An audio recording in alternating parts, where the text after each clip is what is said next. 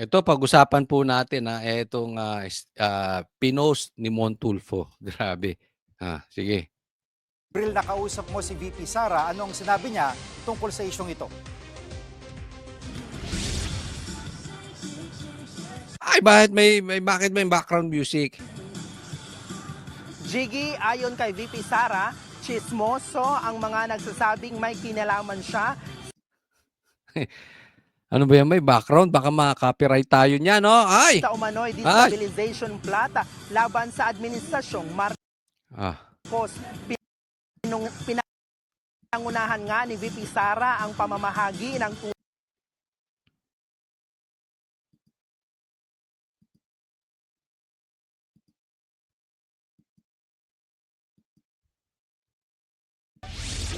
VP, sabi ni Ramon Tulfo na financier daw kayo ni Kongkolok at ni Chavit Singson sa disabilitation plot sa government and reaction. Kung Ako, eto reaction ko dito. Ikaw, Mon Tulfo, wala ka ng kadala-dala. Ha?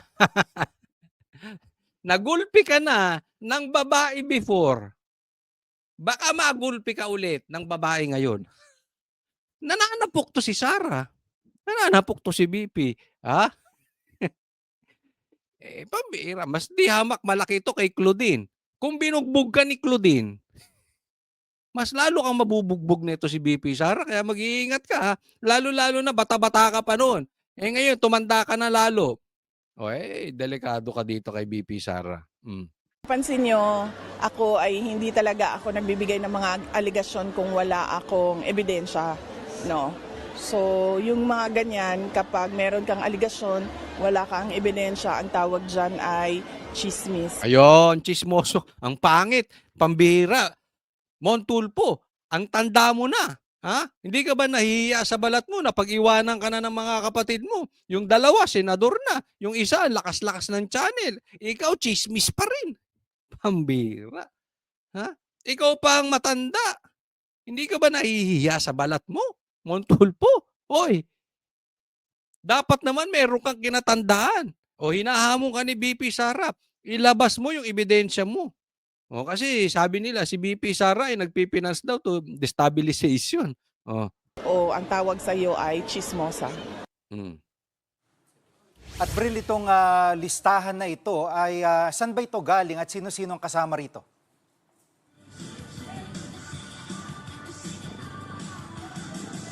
Ba't may tugtog? Jiggy, sa isang post ng kolumnistang Simon Tulfo, sinabi niyang may insider list na binabantayan ang gobyerno na Pag-usapan natin ito next. Wag na yan. Ito po, ituloy na lang natin kasi baka may tugtog yun baka ma-copyright pa tayo. Ito, pag-usapan natin ito patungkol pa rin to kay Mon Tulfo. Okay? Sige, pasok. Gabi sa inyo, Attorney Topacio. Magandang gabi po, Madam Corina. It's always good to see you. Maraming Always good to see you too, sir. Sir, anong reaksyon ninyo nung masama po yung pangalan po ninyo doon? Well, pareho lang po kami ng reaksyon ni kaibigang Mike Defensor. Katawa-tawa po ito. Alam niyo po, matagal nang katawa-tawa itong si Ginoong Mon Tulfo. He's the same person who said nakaiwan daw ng 1 billion in cash si Pangulong Duterte sa Malacanang. So, we take these things with a grain of salt. Grabe, no? Nakaiwan. Naman, chismoso tong matanda na animal na to. Nakaiwan daw ng 1 million cash si PRRD sa 1 billion. Pambihira. Ano kaya ito? Hindi, ako nagtatanong lang hindi kaya nagdodroga to? Hindi kasi di ba yung mga nagdodroga, yan yung mga nag-hallucinate kung ano-anong nakikita. Di ba? Or bakla. Kasi chismoso. Di ba? Or talagang gusto niyang magkapera. Mamaya pag-uusapan natin yan. Dahil mukhang pera. Di umano. Ito si Mon Tulfo. Pati si PRRD pinagkakitaan nito. Okay, he seems to be very sure sa kanyang mga pangalan. Saan po kaya nakuha ang impormasyon na ito? Meron po ba kayong mga haka-haka? Well, ang haka-hako ko dyan he may have pulled it out of his ass kasi wala naman pong batayan. Isipin mo, tingnan nyo to Pati si General Bantag, kasali pa sa destabilization. Matagal na ngang wala, 'di ba? Nagtatago na nga yung tao dahil, pinulitika nitong si Boying. Diyan katindi, oh. Sila pa ang magde-destabilize ng gobyerno. Hmm. Ibig sabihin kasi nitong si Mon Tulfo, basta kalaban ng administrasyon dahil isinisiwalat yung katotohanan, destabilization na. Clear na clear ang bunganga, no? Para any of those people in that list should be included in the term destabilizer. Sapagkat wala naman pong destabilizer as a legal term in the legal lexicon. Meron po dyan inciting to sedition or sedition, inciting to rebellion or Ayan, na sinasabi niya, wala naman destabilization. Merong sedition, o inciting to sedition, yung mga ganon. Anong punto dito ni attorney, attorney Topacio? Ang punto niya dito, kung sa tingin mo, meron kang ebidensya, meron namang paraan ang batas, hindi idemanda mo kami. O sedition, o di ba?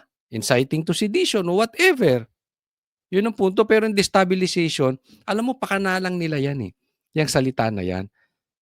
Sinabi nga ni, if I'm not mistaken, si BP Sara, ang sabi niya, itong gobyerno natin, pag nagsalita ka, nang nalalaman mo patungkol sa baho na ginagawa nila, isinisiwalat mo, nagrereklamo ka, inilalabas mo ang galit mo, doon sa halimbawa ay nakawan nila, doon sa pagka-responsable nila, doon sa kakulangan nila sa pagsaayos ng bayan natin, para sa kanila destabilization yun. Pero sa katunayan yun ay freedom of speech. Pinauso lang yan nitong gobyerno ni Bongbong Marcos. Bakit? Kasi ayaw nilang magsasalita tayo ng baho nila. So ibig sabihin kahit naaamoy mo ng mabaho, huwag kang magsasalita. Kahit na nakikita mo magnanakaw sila, harap-harapan na, may ghost project sa syudad nyo, huwag kayong magsasalita. Wala kayong karapatang magsalita. Kayong mga vloggers, wala kayong karapatang magsalita. Kayong mga general, wala kayong karapatang magsalita.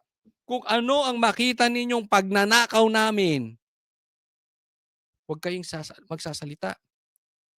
Ha? Isarili nyo na lang. Dahil tatawagin namin destabilization yun. Kahit tama kayo. Ganun po ang gusto nilang mangyari. rebellion, there's terrorism, there's the crime of coup d'etat, pero wala po akong nakikita na ginagawa po namin sa pagpoprotesta against corruption that can be classified under any of those punishable offenses. Bakit po sa tingin ninyo nadadawit kayo? Hindi kaya meron pong nagsasabi na nagmi-meeting-meeting kayo, pero wala naman po illegal sa Bakit? Corina, ano ka ba? Ano masama ba mag-meeting-meeting? Di ba? Hindi paano daw nasabi ni Montulfo, baka nagmi-meeting. Ba yan? Ganon? Illegal na mag-meeting-meeting? meeting, ano po? Ay opo, nagmi-meeting-meeting po talaga kami. In fact, may mga committee po kami para sa pagkilos po sa EDSA Shrine. Merong in charge ng pagkain, entertainment, speakers bureau, yung marshal, security, para po hindi kami mahaluan ng mga provocateurs na katulad po nung nangyari dati. Binabantayan po natin yun kasi tayo po rin ang masisisi. But that is the extent of our meeting. In fact po, the PDP Laban just this morning came out with a statement explicitly saying that we are against violence, we are against any extra-constitutional regime change, and that the rally on the 16th to the 18th should remain peaceful. Ito ay dapat mapayapa, may kaayusan at walang karahasan. Yon. Ito, maliwanag yan ha. Ayaw natin ng karahasan. Kasi alam natin, gagamitin yan ng kampo ng mga mastermind. May rally. So, syempre, yung rally matutumbok at makikita at maririnig yung galit ng buong bayan sa Pilipinas ng sigaw nila dito sa magnanakaw ng ghost projects. At Paano nila guguluhin yan? Tataniman po yan ng manggugulo. Usually yan mga komunista, NPA, etc., etc. Yan yung mga nasa kaliwa. Tataniman yan ng kaguluhan. So hindi po tayo ganun. Even yung kay OJC nagbigay na ng statement. And in the same statement din coming from me personally na hindi po kami sang-ayon na pagbagsakin ang gobyerno ni Bongbong Marcos. Let me repeat that. Batas lang po tayo. Doon lang tayo sa ayon sa batas. Okay? So hindi namin pababagsakin ang gobyerno ni Bongbong Marcos. Kung ako tatanungin, personally, this is my personal statement, I will ask for Marcos resignation. Because yan po ay nasa batas. Pero hindi pababagsakin. Kasi yung pababagsakin, pipilitin ka namin umalis dyan. Sa ayaw o sa gusto mo, masasaktan ka. Pero yung sinasabi natin that you resign, karapatan namin yun because I know, personally, in my opinion, hindi ka nakarapat-dapat dyan. So, pwede kong hingin yun. Legal po yun. Pero kung ayaw mo, wala akong magagawa. Sinabi ko lang, sinigaw ko yung hinanakit ko. Anong tawag doon? Freedom of speech. Freedom of the press. Diba? Pero yung paghingi ko sa iyo ng resignation, yung naaayon sa konstitusyon. Walang pilitan. Ayun. Ang official po na pagsisimula ay 16. Yung 15 po ay ingress o paglalatag. Magsiset up po roon, entablado, lead wall, at mga iba't iba pa pong mga accessories na kailangan po sa isang public assembly. Before we talk about that, isang question lang po. Do you have anything in common with everybody? Ito muna, bago yan kay Corina. Gusto ko lang masabi, no? Malaking bagay po itong rally na ito. Kasi 16, 17, 18, malaki po ito. 3 araw. At 2 grupo. Okay, meron nyo sa INC, meron itong kay Topacio. At pagsabay yan, for 3 days, palaki to ng palaki. Diyan na posibleng pumasok yung bulto ng tao on the second. Pag nakita nila first day, on the second, and then marami nang magjo-join na yung dati ay takot magsalita. Ulitin ko ha, doon lang tayo sa legal. Magsasalita na at pupunta na. Ito na po ay EDSA 1 style because maraming araw. Iba po kasi yung isang araw lang eh. Iba yung 3 araw. So hopefully, hindi tayo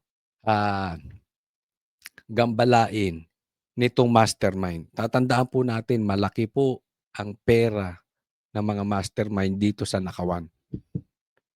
Malamang-lamang yan, guguluhin nila yan. They will not let it happen na mabubuking sila, mailalabas ng buong bayan, ng buong Pilipinas yung kanilang sama ng loob dahil matutumbok itong mastermind. Ano daw in common nitong mga sinasabi ni Montulfo? In that list, meron po ba kayo nakikita Bakit na nasa listahan? Bakit anong common denominator? Ako, para sa akin, isang common denominator, nagsasalita. Diba? Against, matapang na nagsasalita dito sa Nakawan nitong magpinsan. pagkakapare-pareho ng pananaw sa politika? Opo, the common thread that runs through all of us there ay our disgust, our extreme disgust dito po sa nangyaring tinatawag na floodgate o flood control scandal sapagkat kung titignan niyo po yung amounts involved, talagang mind-boggling. I cannot wrap my head around those amounts. And to us, we believe that it is the greatest thievery ever, pinakamalaking pagnanakaw sa kasaysayan ng ating bansa. Grabe, no? Pinakamalaking nakawan sa kasaysayan ng ating bansa. Kailan nangyari? Sa termino nung magpinsan. ganyan po kasalot itong dalawa, itong dalawang apelyidong ito sa Pilipinas, Marcos Romualdez. Ang laki po ng damage. Kung susundan ko itong sinasabi ni Atty. Topacio, ang laki po ng damage ng nagawa nitong dalawang apelyido sa Pilipinas, Marcos Romualdez. Ayun. So kilala po ninyo lahat ng mga pangalang naroon. Yung mga colonel po ay active pa or mga retirado na po? Ang mga retirado po yon, sapagat kung yung mga nasa active service po ay may mga limits po, bagamat hindi po sila tinatanggalan ng karapatan under Article 3, yung Bill of Rights, ay may limits po kung paano nila i-exercise yung kanang freedom of expression. So, mga retirado po yon. Yung iba po actually, first time kong nakita nung kami ay nag-organizational meeting, ngunit what I can assure our people is that wala pong pinag-usapan doong destabilization, walang pinag-usapang violence, walang pinag-usapang mga armas, at walang pinag-usapang ibang bagay na gagawin, kundi maghayag lamang ng saloobin na I believe is common with a lot of our people na talagang gusto na nilang tuldukan itong mga anomalyang ito. Last question, sir. Sa palagi po ba ninyo ay posible ang revolutionary government? Meron na po bang parang tipping point na Ayan, RevGov. Ayan, ito po usapin ng RevGov. Okay, tingnan natin. Hayaan ko na si Atty. Topacio sumagot. maaring yan ay clear, imminent? Hindi naman clear and present, but imminent. Po yan if you are saying, ma'am, na yung revolutionary government such as that which happened in 1986. Katulad nga po na sinabi ko, naglabas po ng opisyal na pahayag ang PDP na we are against any extra-constitutional regime change. Kung magkakaroon man po ng change in government, it should be within the parameters of the 1987 Constitution. Ayaw po nating lumabas sa 1987 Constitution. Yun. So, ibig sabihin, dun lang tayo sa legal. No? Andyan pa rin. Posible magkaroon ng change of government. And mga kababayan ko, let's pray hard for this. Itong mangyayaring rally na ito. Nawa ay makamtan natin ang totoong hustisya dahil grabe ang pahirap sa Pilipino. And hopefully, and we pray hard na mangibabaw ang kabutihan laban sa kasamaan. We can do this legally. Huwag po tayong gagawa ng illegal or huwag tayong maiinip gagawa ng illegal kasi yan ang gagamitin nila for martial law. Yan ang gagamitin nila para sasabihin na mali yung itating pinaglalaban. Tatandaan po natin, etong magpinsan na ito mahilig magbaliktad ng sitwasyon. We can do this. We can win this legally. Ako in high spirits dahil maganda pakiramdam ko rito. Kapit mga kapatid. Kapit. Okay. Maraming Next po tayo. Okay, ituloy po natin. Pag-usapan natin itong napanood nyo na ba yung pelikulang Schindler's List? Ito naman Montulfo's List. Pero ito basahin natin. Ito po ay post ni Doc Lorraine Badoy sa kanyang Facebook. Basahin po natin. Let's talk about Montulfo. When PRRD was still president, Montulfo constantly invited himself to PRRD's trips and events. Kahit hindi imbitado, he would constantly insinuate himself, sip-sip ng sip-sip. Grabe, no? Alam nyo, ito si Montulfo, parang si Trillanes. Naalala nyo, di ba? Oo, nagpresenta to si Trillanes na maging VP di umano ni PRRD. Ayaw niya. Ngayon, kinalaban si PRRD. Di ba? Parang baby. Di ba ganyan ang baby? Pag hindi makuha yung gusto, iiyak. Di ba? Kasi if you are a grown man, you are a matured man, alam mo, hindi lahat ng gusto mo po pwede. So alam mong kontrolin yung iyong emosyon. Si Trillanes, hindi. Nung hindi siya, ayaw sa kanya ni PRRD, nagalit. Ito rin si Montulfo. Di ba? Gustong sumama sa trip, nung ayaw, abay, binabanata na si PRRD. Hmm. Ito pa, in fact, he pissed so many of us on PRRD's team because he kept on getting in the way when we had our jobs to do. Pal. Hmm. Sabi niya, eto, skip natin. He would go, sige na, aregluhin mo naman because they are waiting for him. Kahit 30 minutes lang, as if President of the Philippines had nothing better to do than pal around with losers like him. So sinasabi niya, gusto niya. Ha? Punta naman. One time, I'm not sure kung Korea or Israel, sabi niya, he kept on pestering me to ask PRRD to pass by an event. Pinapupunta si PRRD sa event na inarrange niya with businessmen. Ang ano, bakit? Pinagkakitaan niya. I was told, sabi ni Doc Lorraine, I was told he charged for those events where PRRD never showed himself. Isipin mo, pinagkakitaan. Ay siguro, nag-charge ng ticket. O, pupunta rito si PRRD, may event tayo. Baka nagbenta ng ticket, baka nagbenta ng dinner. Wala namang pinapangako si PRRD sa kanya. Ganito kamukhang walang pera. Ay, ganito kaswapang sa pera. Ganito ka mukhang pera itong Tulfo na ito. Sabi niya, don't ask me who my sources are. Pitpitin nyo bayag ni Montulfo kung mahanap nyo bayag niya. Montulfo is on the same level as BBM. Someone who has no idea what presidential protocol means, nor the weight of the office of the president. Yun, sabi niya. Aakala ata nito si Montulfo, barkadahan lang yung presidente. Porket kaibigan mo, o sige, padaanin mo dito. Oo. Hindi niya na yung protocol ng presidente or hindi niya na alam, naiintindihan gaya ni Bongbong Marcos yung bigat ng office of the president. Isipin mo, umakyat si Bongbong Marcos nang hindi naman ipinapatawag at nakipagkamay kay presidency. Hindi alam ni Bongbong Marcos yung bigat ng pagka-presidente.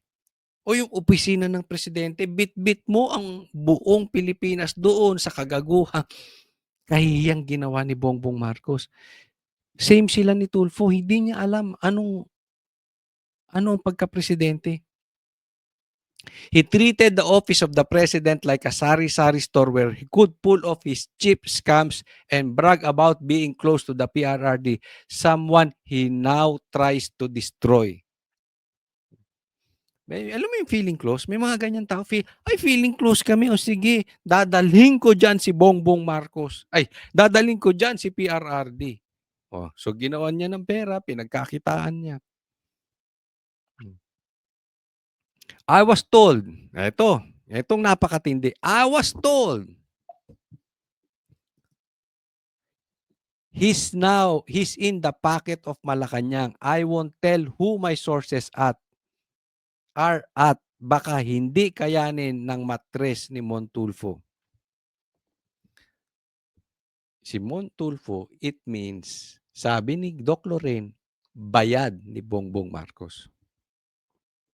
Let's go straight to the point. Kung susundan ko yung sinasabi ni Doc Lorraine, pasahod na ito ni Bongbong Marcos. Para siraan si PRRD. Sabi niya, just like his sister, Wanda Teo, who was fired by PRRD when he found out she'd been abusing her power as tourism secretary and constantly scheming of people. Scammer, parehas na scammer ang Tulfo na ito. PRRD kept a wide berth from the Tulfos, most of all, Montulfo. Ako, atong sa aking pananaw dito, posible ito na pakawala din, hindi lang ng Malacanang, posibleng pakawala din ito ni Montulfo at ni Raffy Tulfo. Posible po. Bakit? Alam naman natin na ang tinitingnan lalaban kay BP Sara sa 2028 is one of them. Possibly Erwin Tulfo or Raffy Tulfo. So kung merong talaga silang pangarap, sino ang makikinabang sa pagsira sa Duterte? The Malacanang and possibly Erwin Tulfo, the next challenger of BP Sara. Kaya hindi po malayo yung nababalitaan ko. Again, hindi ko sasabihin kung sino yung source ko. Pitpitin nyo man ang betlog nitong si Mon Tulfo, hindi ko sasabihin. Pero, posible. Sabi nga ni Doc Lorraine, ito ay bayad ng Malacanang. Pero very possible. Reliable yung source. Very possible. Kasabwat din yung mga kapatid niyang Tulfo. Erwin and or Raffy Tulfo. So tingnan po natin, yun yung mga nilabas. May nilabas kasing listahan to si Mon Tulfo na destabilizers daw ng gobyerno ni Bongbong Marcos. So parang si Risa, kung si Risa di umano ay may tanim witness, ito naman si Mon Tulfo na di umano ay pasahod ng Malacanang, meron ding tanim destabilization. Pero ito ang dapat tingnan na listahan. Ito, dito, babagsak ang Pilipinas. Tingnan po natin.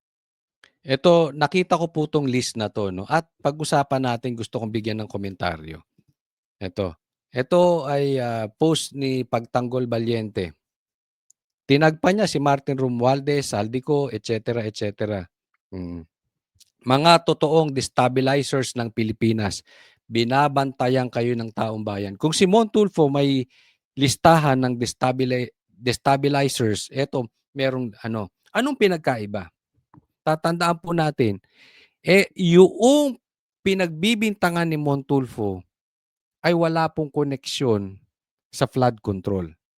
Yung listahan ni Mon Tulfo, walang access sa pera ng gobyerno. Yung pinagbibintangan ni Mon Tulfo, walang access makagawa ng ghost projects.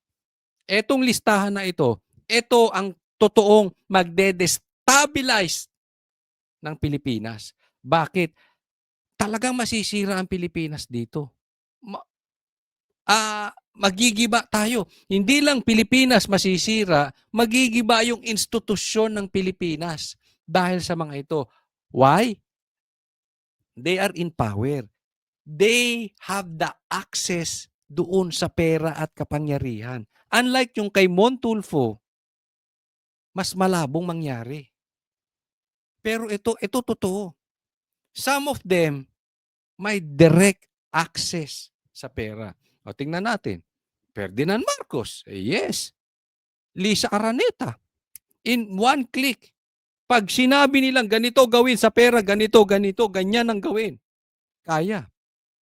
Even more powerful, in my opinion, si Lisa.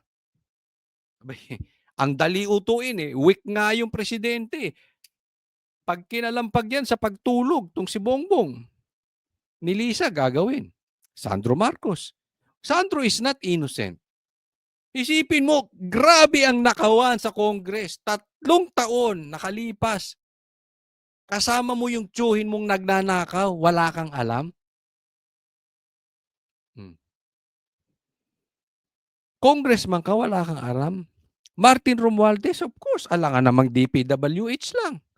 Alangan naman yung mga contractor lang. Alang naman si Saldico lang. Hindi alam ni Martin? Ganun kalinis si Martin? I don't think so. Julian Romualdez, Saldico, yes. Boying at John Vic, itong dalawang tong magkapatid. Kayo na humusga kung paano nila dinadivert malayo sa mastermind. Sabi nga ni Cayetano, ganda ng pagkasabi ni Cayetano, hindi lang itong nakawan sa gobyerno ngayon, hindi lang nangyari yan ng isang click. Marami po sila dyan. At yan ay plinano nila. Sa madaling salita, sindikato. Kaya, madali nating malaman kung sino tong mga sindikato na ito. Pag nililihis nila papaalayo sa mastermind, lagi natin tatandaan yan. Pag laging dinadaan ang problema doon sa mga pipitsugin, doon sa mga bubuwit, sa mga kontraktor, sa DPWH, yung nilalayo tayo sa mastermind o dadalhin sa Duterte, ililigaw nila. Bakit? Sindikato yan. Hindi trabaho ng ilang tao lang. Madami. Kaya ang lakas Lucas Bersamin, Claire Castro, Risa Ontiveros, Tito Soto, Ping Lacson, Rapi Tulfo. Basahin nyo na lang yung listahan na yan. Kung ako tatanungin, i-compare ko tong listahan na ito na nagde-destabilize ng kalagayan ng Pilipinas o yung kay Montulfo. It's just like night and day. Malayo po ang difference nito kesa dun sa listahan ni Montulfo. Dahil yung mga yun wala namang ninakaw. Yun namang mga yun, listahan niya wala namang ginagawang ikababagsak ng Pilipinas. Meron ba silang ginawa para magutom tayong mga Pilipino? Kaya ba nilang gawin yun? Wala. Ito mga nandito. Posible ba na kaya tayong gutumin? Posible bang nakawin nila? Posible. Posible bang hawak nila ang ekonomiya natin? Posible. Yung listahan ni Mon, malabo. Kaya bang mag-declare ng martial law nun? Hindi. Oh. May access ba sa mga proyekto? Wala. Ito, meron. At iba pang congressman at personalidad na nakinabang sa korupsyon. Sila ang totoong destabilizers ng gobyerno at ang kanilang krimen ay economic sabotage, plunder at crime against humanity dahil sa massive corruption sa flood control funds na pumatay ng daang-daang Pilipino at kailangan ng makulong silang lahat ASAP. Kayo na ang magdagdag sa listahan na ito.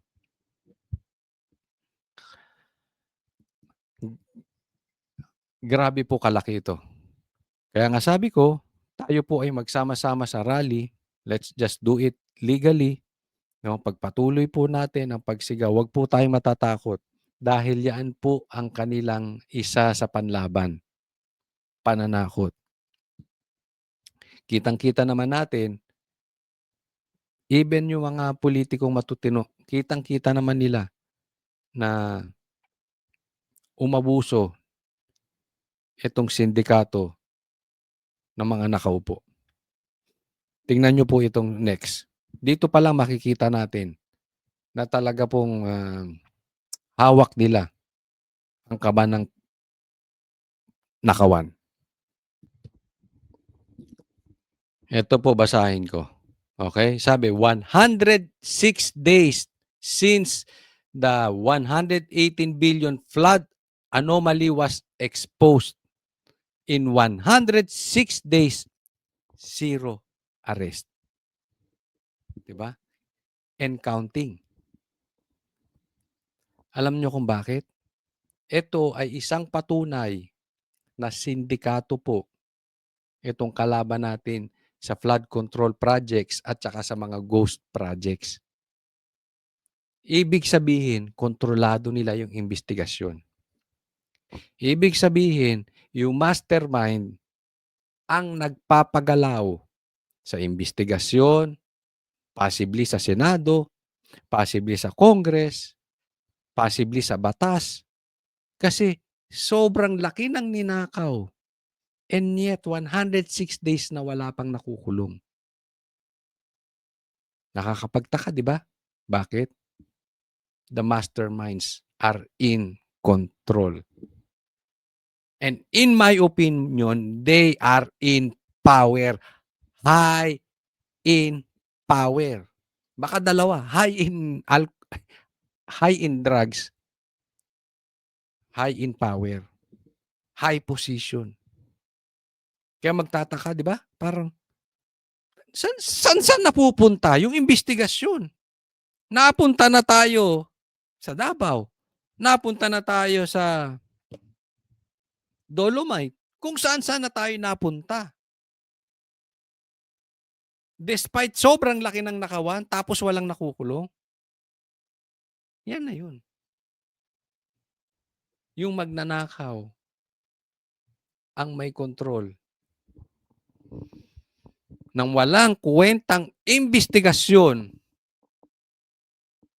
na nanggaganap dito sa bansang Pilipinas. Pero may katapusan yan, mga kababayan ko. May katapusan yan. Isigaw natin sa rally. Sabayan natin ang panalangin na manaig ang hustisya. Gagalitin ko muna kayo. Pag-usapan nito natin itong kagagahan ni Claire. Basahin po natin. Sabi niya, kaya walang makita sirang flood control sa Davao kasi wala pang baha. So, ibig mong sabihin, kinukumpirma. Kasi, titingnan po dalawa itong makikita natin dito sa sinabi ni Claire. Kaya walang nakitang sirang flood control. Ibig sabihin, maayos lahat yung flood control. Okay? Kasi wala pang baha. So, ibig sabihin, una, walang ghost projects. Kasi kung may ghost projects, may baha. Diba? So, pag tiningnan po nating mabuti, itong sinasabi ni Claire, siya mismo kinukumpirma niya, ay, malinis ang Davao. Walang sira. So, maaayos. Kasi, hindi na bang pwede na, parang sinabi mo natin na, kaya nga nagbabaha dahil may ghost projects.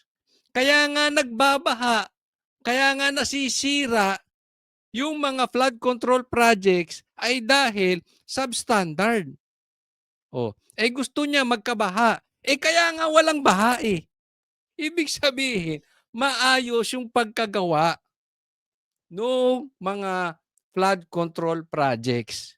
At hindi lang maayos, walang ghost projects. Naiintindihan po natin, ang gulong kausap nito si Claire. Alam mo, Claire, totoo bang sinabi mo ito? Kasi parang hindi ito talaga karapat dapat sabihin ng isang abogada. Lalong-lalo na isang member ng PCO. Parang ang labo talaga. Parang, ako yung nagtatanong. Totoo ba to? Totoo ba to, Claire? Na sinabi mo? Para sabi ko, ganito na ba talaga kagaga to si Claire? Ganito na siya talaga katanga? Kasi hindi mo kailangan maging abogada para hindi mo maintindihan yung ganito. Kaya tayo nagkakabaha. Dahil sa palpak na flood control projects. Dahil sa ghost projects. Dahil siguro ito sa kakatanggol niya kay Bongbong Marcos, hirap na siya kasi meron din naman tayo nakakausap na mga na mga vlogger sa kabila. Hirap na sila daw ipagtanggol ito si Bongbong Marcos. Kung yung vlogger hirap na hirap ipagtanggol si Bongbong Marcos, mas lalo na to si Claire. Ibig sabihin, kung si Claire nga hirap na hirap, mas lalo na yung mga vloggers. Diba? Isipin mo, abogada to? Pambihira. Nagkakalat na po ito. This is not a minor mistake from Claire. Kung totoo itong sinabi niya, sobra-sobra na ito. Sabi niya, dapat bahain para malaman ng mga nag-iimbestiga. Gaga talaga. Sino ang nasa matinong kaisipan na iwi-wish mo na bahain ang isang syudad? Alam mo, kahit galit tayo kay Bongbong Marcos, ayaw naming bahain ang Ilocos Norte. Sama ko naman nun. Ibig sabihin, okay lang, sige. May malunod sa Davao, may malunod sa Ilocos Norte kasi kalaban mo. Hindi ka naniniwala doon sa nagpapatakbo na politiko doon sa lugar na yon? Hayaan na nating may mamatay. Parang ganito sinasabi ni Claire eh. Parang mas gusto niya pang bahain para malaman ng mga nag-iimbestiga. Hindi po kailangan yun. Madali namang makita kung ghost projects eh. Kumuha ng pera pero walang naitatayo. At yung natatayo, makikita mo naman kung substandard talaga. Alam na alam ng mga engineers yan. So kung may kasama silang mga engineers, dapat naman kung sila'y nag-iimbestiga. No? Pero pag ito talaga si Claire parang wala na sa ayos yung mga sinasabi. Napanood nyo ba yung isang video na meron siyang tinatanong hindi about BP Sara. Pero pag si BP Sara ang tinanong sa kanya, meron siyang alam. Pero pag ang tinanong patungkol kay Bongbong Marcos, wala siyang alam. Wala siyang maisagot. Hindi ko nga alam kung ito si Claire ay spokesperson ni BP Sara o spokesperson ni BBM. Wala siyang alam kay Bongbong Marcos. Ang alam nito puro Duterte. Hindi ko alam kung, hindi ba nahihiya yung mga kamag-anak nito si Claire? I mean, kahit yung mga kaeskwelahan niya, mga kapwa niya abogada, hindi kaya nahihiya na dito sa taong ito. So Claire, pakisagot. Etong katangahang statement na ito, totoo bang sinabi mo? O imbento lang? Dahil talaga, sobrang tanga. Isa ito sa pinaka tangang statement ni Claire. No, next po. Galing from one tanga, let's go to another katangahan. Tingnan po natin. Ang sabi ni Boying Remulla, I have a copy. Pinanindigan ni Ombudsman Boying Remulla na may arrest warrant nang inilabas ang ICC laban kay Senator Bato de la Rosa. Ayon kay Remulla, may kopya na umano siya ng arrest warrant pero hindi pa ito opisyal. Nasa telepono ko. Pambihis. Pero hindi yan official copy. Dadaan yan sa proper channels para ma-implement yan. Alam mo,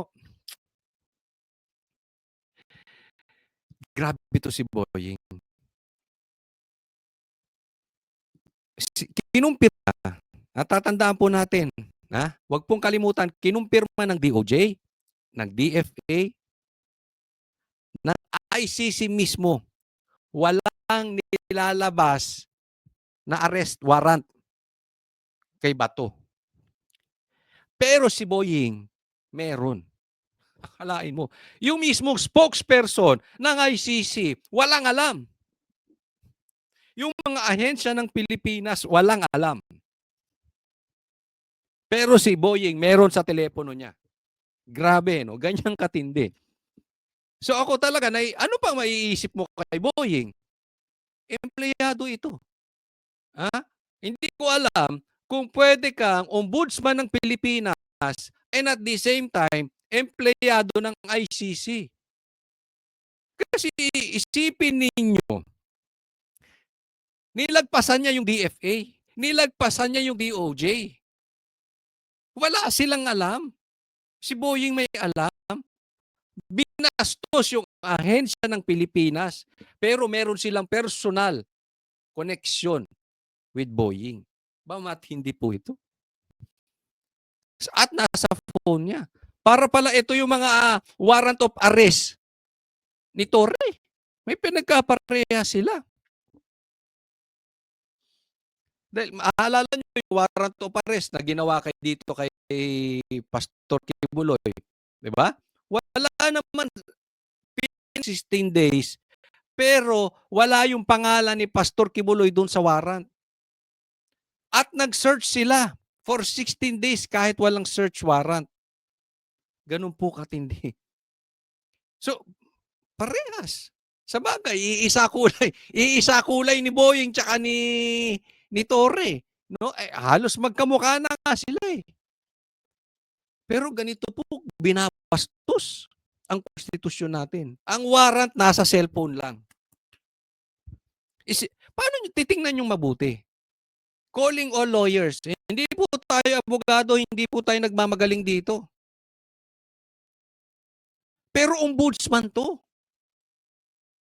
Bakit tayo nagpapasakop sa ICC kung gumagana ang ating batas? Gumagana ang ating konstitusyon. Ombudsman eh. So ibig sabihin, kaya may ombudsman, gumagana ang hustisya sa Pilipinas. So walang karapatan ng ICC. It's simple as that. Ang ICC papasok lang kung wala ng hustisyang nangyayari sa Pilipinas, binabastos ng batas, binabastos ng konstitusyon. Sino bumabastos sa batas natin? Di yung Mr. Bendalo. Yung dalawang Mr. Bendalo brothers na si Tulfo at ito si Boying. May ombudsman ka. Tapos meron kang komunikasyon na ganyan sa ICC na walang nakakaalam kung hindi ikaw lang. Nasa cellphone mo lang. Pambira. Paano ba si Boying na ito? Ano ba? Lang po yan, mga kababayan.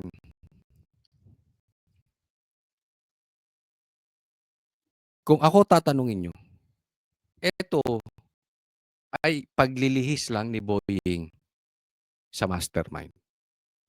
In my opinion, kaya lang niya ginugulo itong kwento na ito dahil grabe na po. Tatandaan po natin magrarally na po 16, 17, 18. So yung galit ng taong bayan, nabubuo na unti-unti. Tapos nadagdagan pa tayo ng panibagong bagyo. Marami na namang pinsala. So ito si Boying, nililihis tayo sa usapin ng mastermind. Isang another diversion. In my opinion, itong ginagawa ni Boying. Alam nyo, hindi lang niya ito first time ginawa. Mahilig siyang gumanyan. Ginawa niya na rin yan kay Bantag. Ginawa niya na rin yan kay Tebes. Announce siya ng announce kahit wala pa man din. In-announce niya na papauwi na si Tebes. Diba? It took him years bago niya napauwi. If I'm not mistaken, months. Diba? To the very least, months. Announce na siya ng announce pa man din. It is as if, kaya siya nag-a-announce, bukod doon sa motibo niya, dalawang motibo niyan. Bukod doon sa motibo niya na i-divert yung galit ng taong bayan para hindi maimbestigahan yung mastermind. Chilling effect. Takutin ka. Bato. Hindi ba po pwede na makuha ka sa santong pasalan? Kung hindi, dadaanin ka namin sa santong paspasan. Pag hindi ka namin mapilipit ang iyong leeg at hindi ka nakakot dito, na meron kami talagang itutuloy namin. Pero, warning lang yan. Huwag ka nang makialam sa investigasyon ng tungkol dito sa Ghost Projects. Diyan ka lang, ha? Steady ka lang. Huwag niyong kukuhanin kay Tito Soto at kay Lacson yung Senate Presidency at Blue Ribbon Chairman. Kasi ganyan ang ginawa nila kay Villar eh. Hindi ko po pinagtatanggol si Villar kung kailangan yung ibitay sila, ibitay nyo. Basta according sa batas, at pinayagan ng korte. Wala tayong problema. Bahala po sila sa issue nila.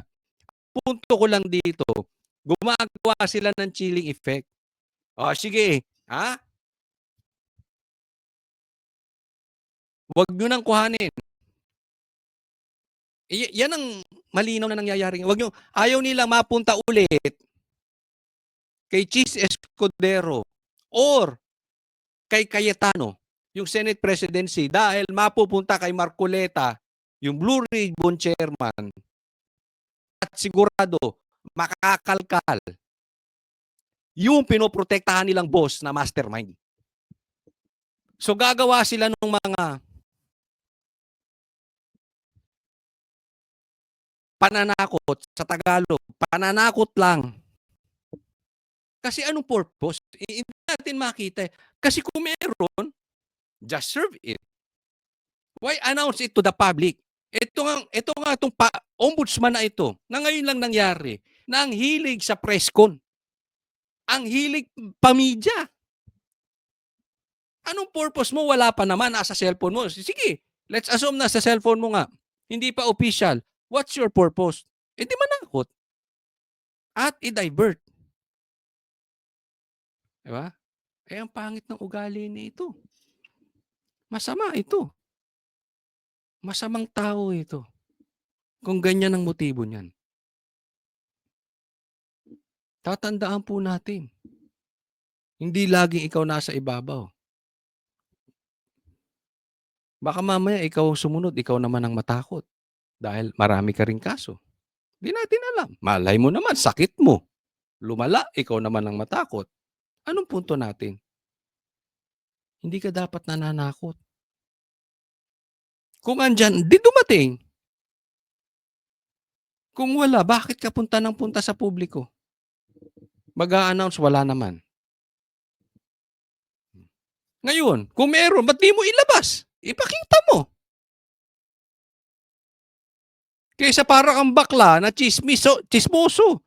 Para kang baklang artista vlogger. Ombudsman na uwi sa chismis. Ano kaya yun? O ito, tingnan po natin. O ito, pag-usapan natin itong warrant of arrest ni Bato. Absent sa sesyon ng Senado ngayong araw si Senador Bato de la Rosa. Inaabangan pa naman siya matapos sabihin ng Ombudsman na may warrant of arrest umano para sa kanya ang International Criminal Court o ICC. Ayon sa kanyang staff, walang pasabi si de la Rosa kung bakit hindi pumasok. Alam ko kung asan si Bato. Nandito, nagtatago sa akin. Kinakanlong ko.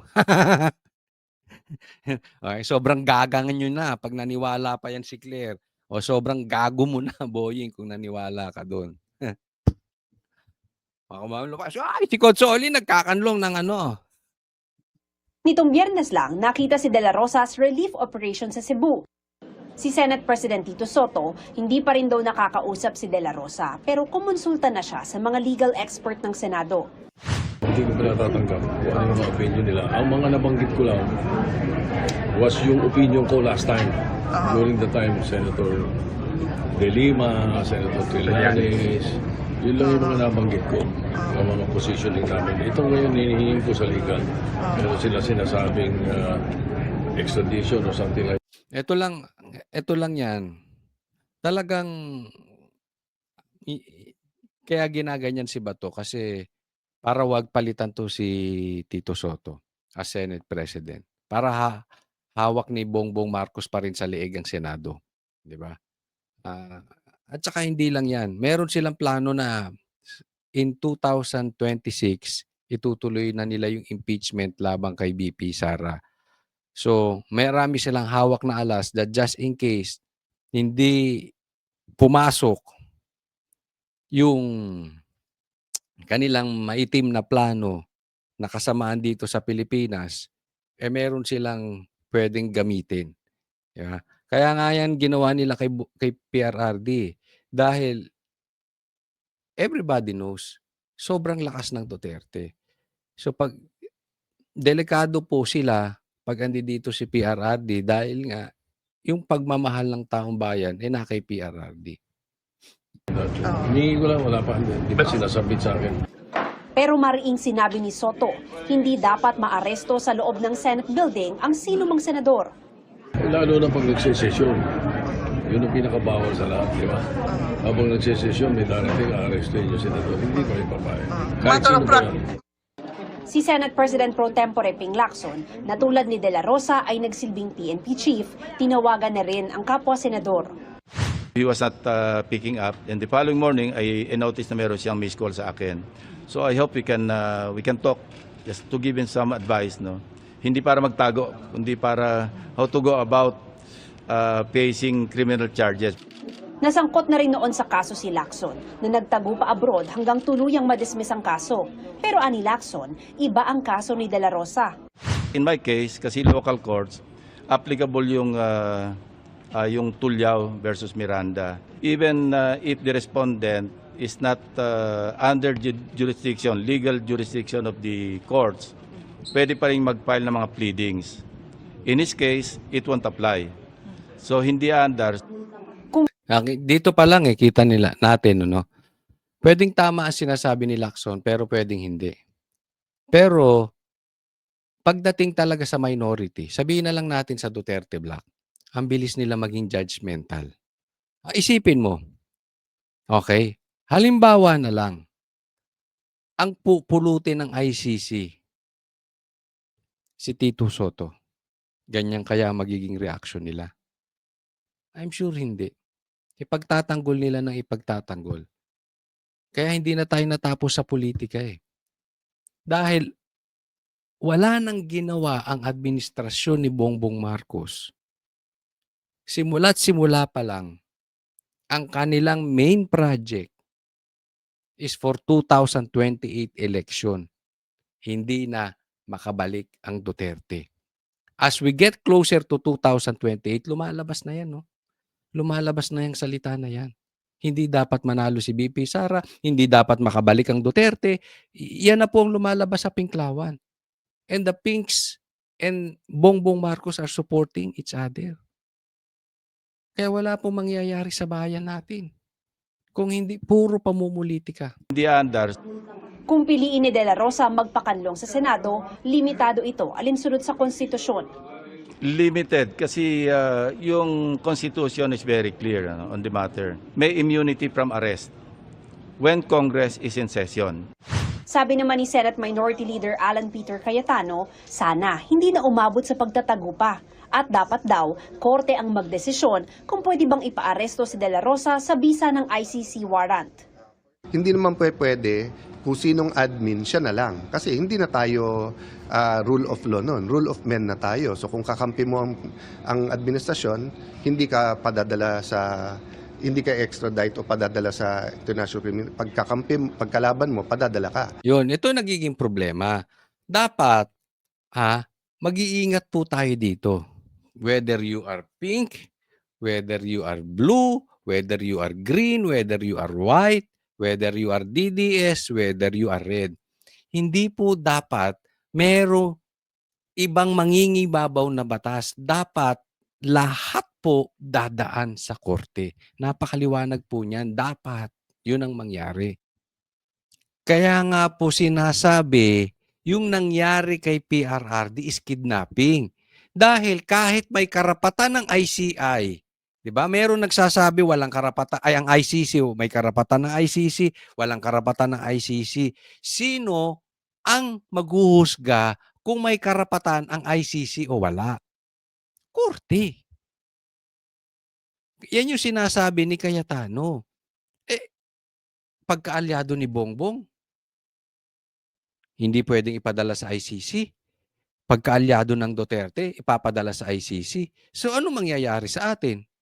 'Di ba? Politika lang. Hindi tayo batas. Kung hindi ang nananaig sa atin ay personalidad. Kung sino yung nakaupo, sino yung powerful. Mali yun. That is very dangerous. So, ang mangyayari ngayon sa atin,